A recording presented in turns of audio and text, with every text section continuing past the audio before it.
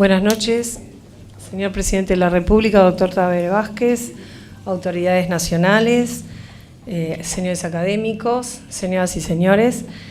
Para la Academia de Economía es un honor tenerlos a ustedes acá, un doble honor por la figura que hoy va a disertar. Y simplemente a manera de introducción quería comentarles que la Academia fue fundada en 1957, que tiene el cometido de estudiar distintos temas económicos y sociales y de hacer propuestas e investigaciones. En el año 2007 creó el Premio Academia Nacional de Economía, donde hay prestigiosos economistas jóvenes que por suerte están acá, que han ganado ese premio, y otros que hoy son nombrados y renombrados, que fueron de pichones, fueron premios Academia de Economía. Pues para jóvenes y para estudiantes y para recién egresados. Y después en el año 2015 fundó un centro de análisis y propuestas que se llama Faros. Y el énfasis está en las propuestas, porque Uruguay está bastante saturado de diagnósticos y la Academia entendía que era necesario un centro de propuestas. Y Faros, pese a su corta vida, ya tiene 3 publicaciones, otra que está en imprenta y una quinta que va a salir ahora, que va a salir este año. La primera sobre empresas públicas fue hecha por el Instituto de Economía de la Universidad de Montevideo, Muncho y Regent y Del Piazzo. La segunda sobre acuerdos internacionales, tratados de libre comercio y las posibilidades que tendría Uruguay de negociar acuerdos con países de Asia-Pacífico, vaya si será un tema que es actual, y esa fue hecha por la Universidad de la República con el economista Bailiant, el economista Bartesagui y el economista Estrades. Un tercer trabajo sobre la necesidad de que Uruguay integre la OCDE, eso fue hecho por la Universidad de Montevideo, la Facultad de Derecho, el doctor Loaiza, que está acá también, y un equipo de profesionales.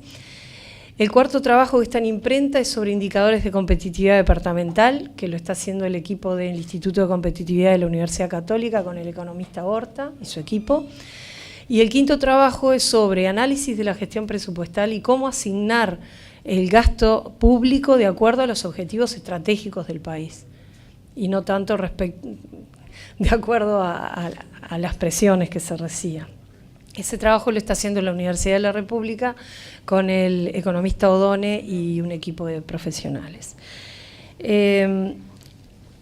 Y ahora vamos al evento que hoy nos convoca. Es el lanzamiento del ciclo 2018. El ciclo 2018 va a ser sobre, se llama En busca de consensos clave para el país. La Academia entendió que era necesario levantar la cabeza y mirar aquellos puntos en los que nos tenemos que poner de acuerdo. Tenemos que debatir, es verdad, tenemos que escuchar todas las opiniones, pero también tenemos que buscar consensos claves que alineen al país detrás, como decía Stenery, porque esta idea la robé de una charla que tuviste, detrás de un paradigma común. Nos tenemos que alinear detrás de un paradigma común. Y había, de ejemplo, la Academia sugiere subtemas: infraestructura, educación, políticas sociales, políticas fiscales, inserción internacional.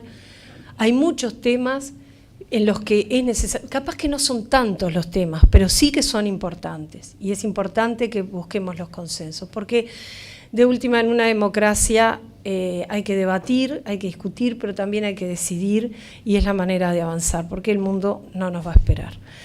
Así que sin más los dejo con el orador que tenemos hoy, que es el Presidente de la República, académico de honor, que nos ha honrado con su presencia acá y con una disertación donde nos va a contar nada menos que su experiencia y sus reflexiones acerca de los consensos clave para el país. Gracias.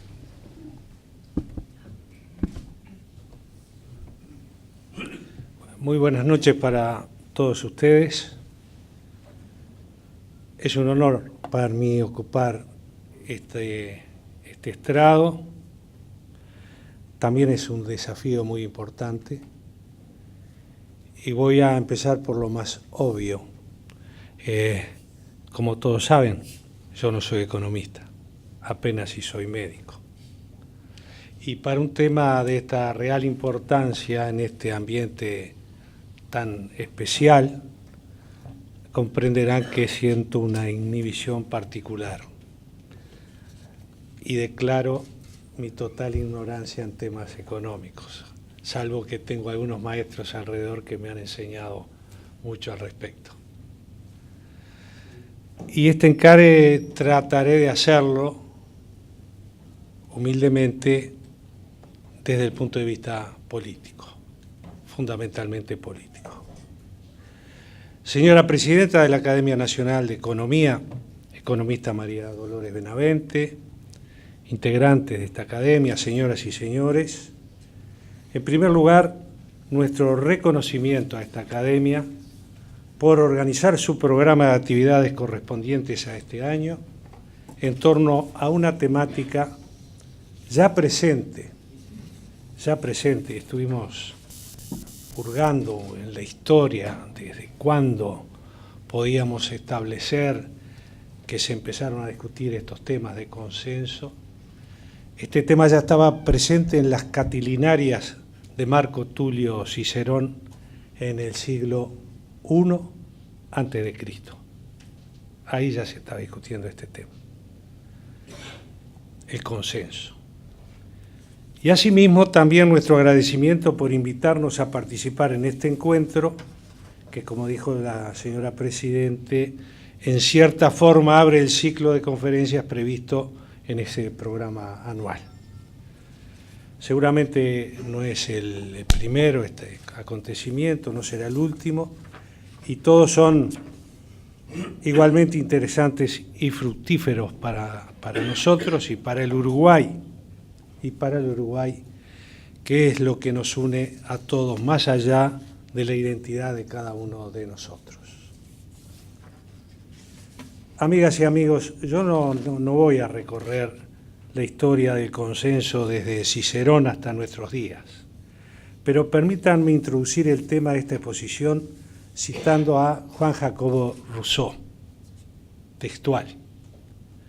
Decía Rousseau: el cuerpo político, igual que el cuerpo humano, y aquí creo saber un poquito más, comienza a morir desde que nace, llevando consigo los gérmenes de su destrucción. Pero uno y otro pueden tener una constitución más o menos robusta y conservarse durante más o menos tiempo. Sigue Rousseau: la constitución humana es obra de la naturaleza, pero el organismo del Estado es obra del arte.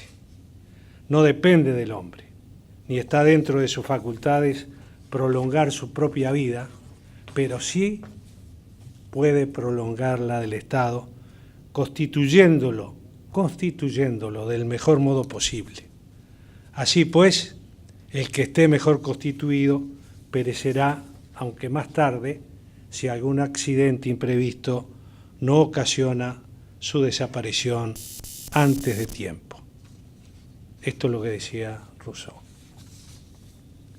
Y esta cita corresponde al capítulo 3 del Contrato Social, texto publicado en el año de 1762, y en el cual el filósofo ginebrino, a diferencia de la llamada visión cívica de la política predominante en Maquiavelo, Hobbes y Descartes, entre otros, plantea, este autor, una visión social de la misma, más allá de esa visión cívica. Tampoco pretendo comenzar desde tanto antes y desde tanta profundidad. En todo caso me remito a la de Historia del Pensamiento Político, obra del académico británico de origen húngaro Norbert Randolph Perky, publicada así esta más recientemente, en el año de 1978. Pero tomo esa cita y la visión social de la política de Rousseau como punto de partida hacia otro lugar en el que tampoco voy a detenerme: la amplia y rica diversidad de visiones, teorías y prácticas sobre el consenso que hoy existen y coexisten. A donde sí quiero llegar y donde sí quiero detenerme es el consenso en el Uruguay de hoy, el consenso político entre nosotros, para poder seguir avanzando y progresando, no solo como sociedad, sino como nación, en el contexto internacional. Y hablo de consenso político, en el sentido amplio y cabal de la palabra política, que es la articulación democrática del rico, complejo y dinámico entramado de esperanzas, de incertidumbres, de identidades, intereses, compromisos, necesidades, etcétera, que es nada más ni nada menos que cualquier sociedad humana. Una sociedad, la nuestra, como tantas otras, con claroscuros, porque así somos los seres humanos. Consenso, que requiere reconocer, no solamente tolerar, requiere reconocer a los demás, reconocerlos como semejantes, es decir, como iguales en materia de derechos y responsabilidades, iguales ante la ley, pero también iguales ante la vida. Como otros sujetos también que pueden tener razón, hasta pueden tener en muchos casos más razón que nosotros mismos. Consenso que requiere respeto y confianza entre las partes, o dicho de otro modo, lealtad, transparencia y consecuencia. De lo contrario, el consenso no será tal, sino un engaño, o peor aún, un desengaño. Consenso que no puede limitarse a que los involucrados en el mismo opinen, sino que requiere que participen. Opinar es importante, por cierto, pero participar, creo yo, modestamente, es mucho más importante aún. Al fin y al cabo, la vida de las personas y el devenir de la sociedad no son una tertulia, ni un sillón enfrentado a un aparato televisivo, ni un espectáculo para apreciar desde el palco de la neutralidad.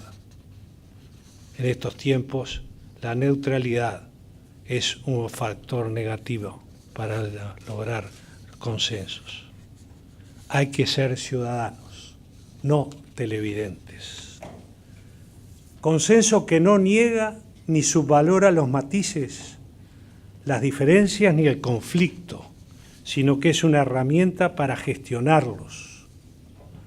¿Cómo negar o subvalorar los matices, las diferencias y el conflicto si son inherentes a la propia naturaleza humana?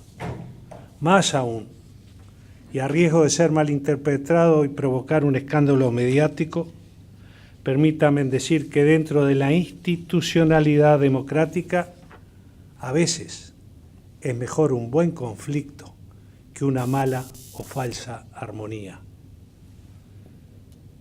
Este concepto también lo usó Cicerón, dicho sea de paso. En democracia, el matiz, la diferencia y el conflicto no son una patología, sino algo natural. Y estimulan el diálogo en busca de soluciones, que también es, o quizás, mejor dicho, debiera ser lo normal. Consenso que tampoco es unanimidad de criterios, ni decisión superior luego de consultar a los involucrados, ni una negociación de suma cero, sino que es una opción con la cual todos pueden convivir sin renunciar a ser lo que son, sin renunciar a ser lo que cada uno de nosotros somos. Consenso que rara vez genera entusiasmo, pero que en tanto esfuerzo de inteligencia, esfuerzo de creatividad y responsabilidad, tiene resultados tangibles y beneficiosos para todos. En estrecha relación con lo anterior, consenso que integre equilibradamente las contingencias inmediatas con la visión estratégica. en términos automovilísticos, conducir con las luces cortas y las luces largas encendidas. Planificar el futuro sin resolver el presente, postergar la resolución de los problemas o emparcharlos con soluciones improvisadas y efímeras, sirve para poco, sirve para nada. Amigos y amigas, es muy probable que muchos de ustedes piensen en este momento que lo que estoy diciendo es bastante parecido a lo que expresé el 8 de noviembre del año 2015, en el acto de lanzamiento de lo que habíamos denominado como diálogo social, en búsqueda de consensos. Así es efectivamente, y no es casual que esté repitiendo muchos de los conceptos que desarrollé en aquel momento. Aquel proceso, el inicio del diálogo social, tuvo como objetivo generar insumos en diversas áreas y temáticas para contribuir a definir una estrategia de desarrollo del país sostenible en términos de mediano y largo plazo, tomando como horizonte los años 2030 y 2050 respectivamente. Según el informe final de dicho proceso, disponible en el sitio web de Presidencia de la República, 1.150 representantes de 678 instituciones, organizaciones y organismos participaron en 11 mesas temáticas y decenas de foros que tuvieron lugar entre junio de 2016 y junio de 2017. Durante ese proceso se recogieron unas 200 propuestas, de las que resultaron distintas orientaciones de política y líneas de acción en áreas estratégicas definidas a partir de 3 grandes ejes temáticos. Uno de ellos, desarrollo e inserción internacional. El segundo, protección social. El tercero, políticas transversales. Dichos ejes estaban definidos para el contexto nacional, pero también se alineaban con el proceso de Objetivo de Desarrollo Sostenible, ODS, impulsado desde la Organización de las Naciones Unidas. ¿Cuánto, pregunto y me pregunto, cuánto de todo esto motivó titulares o menciones de prensa o ocupó el centro de la atención pública? Poco, muy poco, casi nada, casi nada. ¿Por qué tanto silencio? Creo que es una excelente pregunta. Sería bueno responderla. Seguramente la respuesta sería multifactorial y muy probablemente entre la variedad de factores haya varios errores propios de gobierno, así como algunas mezquindades ajenas. La segunda pregunta, ¿por qué? Otra excelente pregunta, creo yo. Pienso que cada uno de ustedes tendrá su respuesta. Pero ahora bien, diálogo social y consenso ¿son lo mismo? Ustedes saben que no, por cierto que no. Pero guardan una estrecha relación. Para consensuar hay que dialogar. Y los consensos, para ser amplios y sólidos, requieren diálogo también amplio y franco. Amplio y franco. Uruguay, nuestro querido país, tiene varias experiencias en la materia, muchas. Seguramente todos ustedes conocen algunas de ellas. Y estamos pensando en la que, según tengo entendido, será motivo de una jornada específica en este ciclo de charlas, la Concertación Nacional Programática del año de 1984. La CONAPRO, así simplificado su nombre, fue, por varias razones, desde nuestro punto de vista, un proceso atípico y trunco, y es entendible. Aquel fue un proceso de diálogo, consenso y concertación, nada más ni nada menos, para transitar el delicado y complejo proceso de reinstitucionalización democrática y enfrentar además, en aquella época, los desafíos de gobernabilidad que la misma planteaba tras más de una década de dictadura. Visto desde el presente, la trascendencia de aquel proceso no se reflejó en políticas y resultados concretos en áreas claves de la vida del país, pero introdujo, sin duda, una práctica innovadora, un espacio de encuentro e interacción a nivel de actores políticos y sociales que permitieron, no sin diferencias y conflictos, por cierto, superar aquellas difíciles circunstancias políticas que el país vivía. El tiempo ha pasado y la realidad del Uruguay actual es distinta y creo yo que mucho mejor. No por lo que estemos haciendo ahora, sino por lo que se ha venido haciendo en estos años. Y no ha sido un milagro. Es consecuencia del compromiso y de la voluntad de la sociedad uruguaya en su conjunto, de los sucesivos gobiernos, del sistema político, del sector empresarial, de los trabajadores, de la comunidad educativa, de ustedes los académicos, del mundo de la cultura, del arco de filiaciones religiosas, de los comunicadores comprometidos con la sociedad y con su oficio, y sobre todo de esos fundamentales anónimos que son los hombres y mujeres de nuestro pueblo. No son noticia, pero son ellos raíz y horizonte del Uruguay. Creo que no solo hay que resaltar aquella vocación de consenso, también hay que preservarla, hay que promoverla y practicarla, porque si bien hoy no tenemos los problemas de entonces, aún tenemos importantes desafíos pendientes en las distintas áreas y dimensiones propias del desarrollo del país.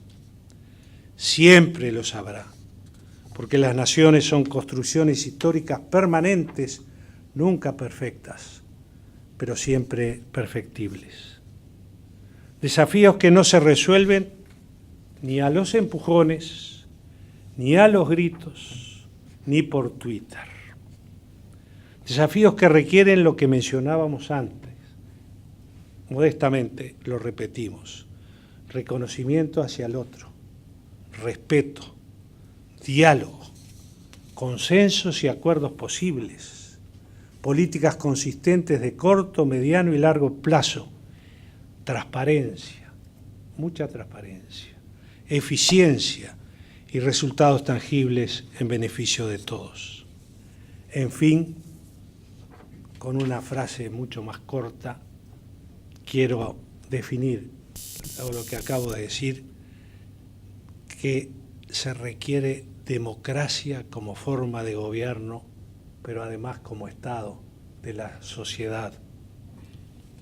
Amigas y amigos, en esa tarea colectiva las academias desempeñan un muy importante papel. Contrariamente a algunos de sus significados etimológicos, voy a leer alguno de ellos.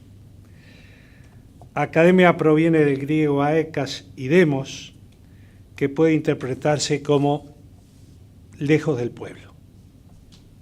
Ello alude también al lugar en las afueras de Atenas en la que Platón se instaló con sus discípulos.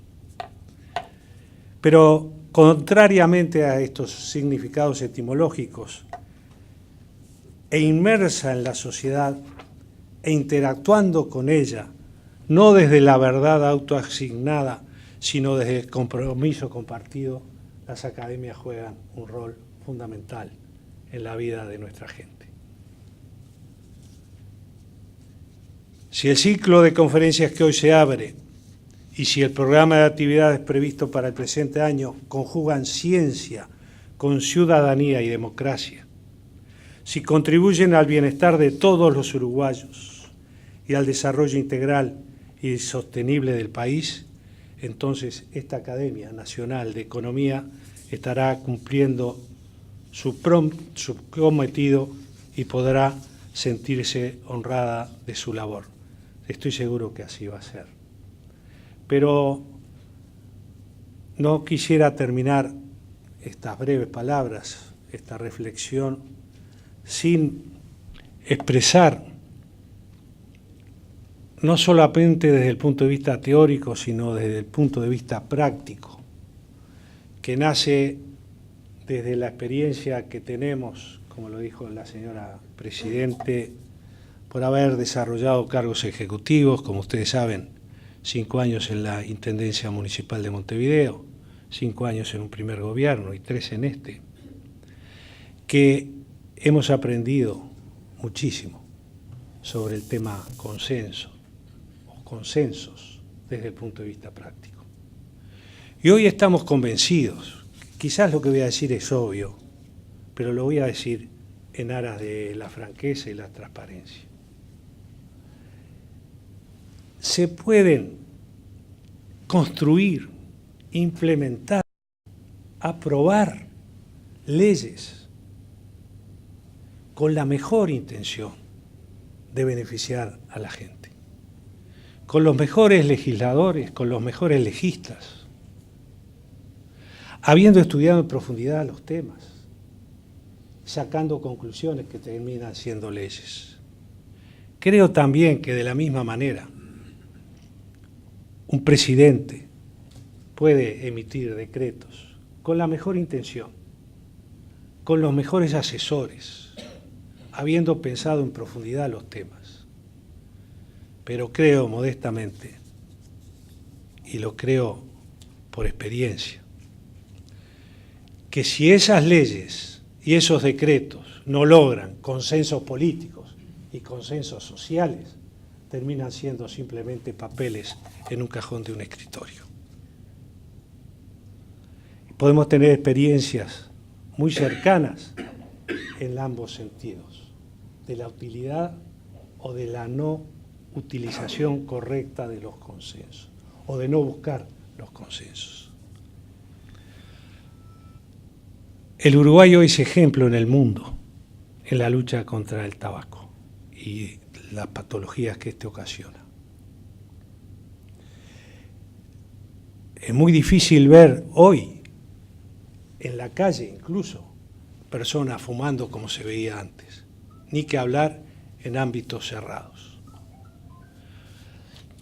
Y cuando a veces se nos pregunta en eventos internacionales cómo se logró esto que hoy tiene Uruguay, nosotros decimos que se logró simplemente porque hubo consenso en la sociedad uruguaya de la necesidad de luchar contra un flagelo tan terrible como es el consumo de tabaco y la patología que se desarrolla a partir del mismo. La gente entendió, comprendió, estuvo informada y tomó esa lucha como propia.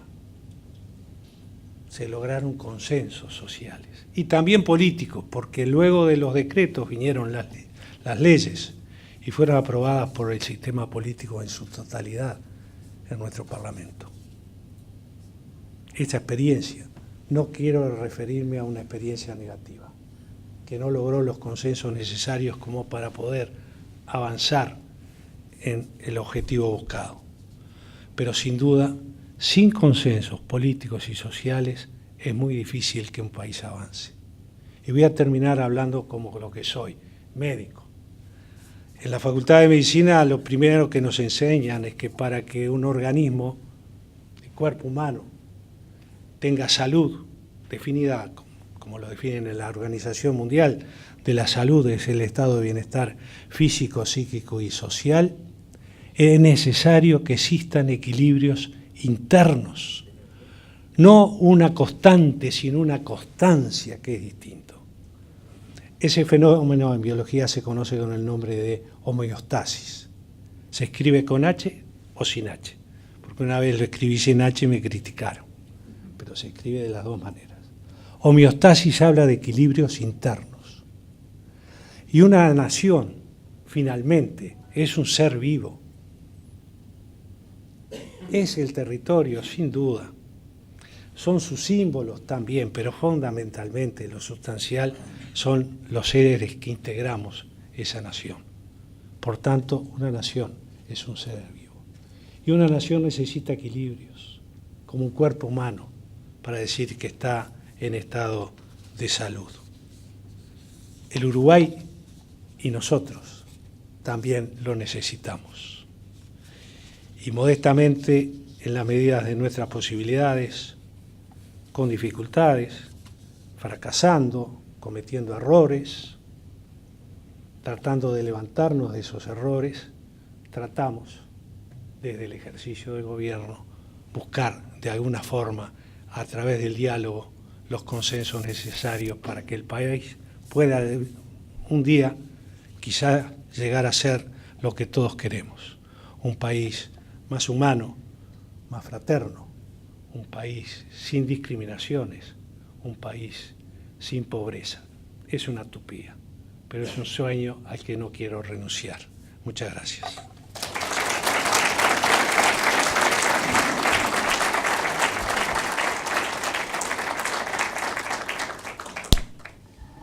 Muchas gracias, señor presidente. Muchas gracias a todos los presentes y desde ya los convoco a... Bueno, el presidente hizo el bocadillo ahí. Nosotros todos los años hacemos un homenaje y el homenaje de este año va a ser a los integrantes de aquella CONAPRO famosa que de alguna manera fue un puntapié hacia la búsqueda de algunos consensos importantes a la salida de la dictadura. Y bueno, ya Marisa hizo los contactos el 5 de junio, así que ya los voy a estar convocando, así como a las distintas mesas redondas donde vamos a seguir trabajando el tema de los consensos clave, a la juventud que está allá, a los jóvenes economistas. Nacho, no te incluyas. No. Ya los invito a que se presenten al Premio Academia Nacional de Economía. Realmente es un tema precioso y es un tema que creo que al país le va a hacer mucho bien, como decía el presidente de la República. Muchísimas gracias a todos.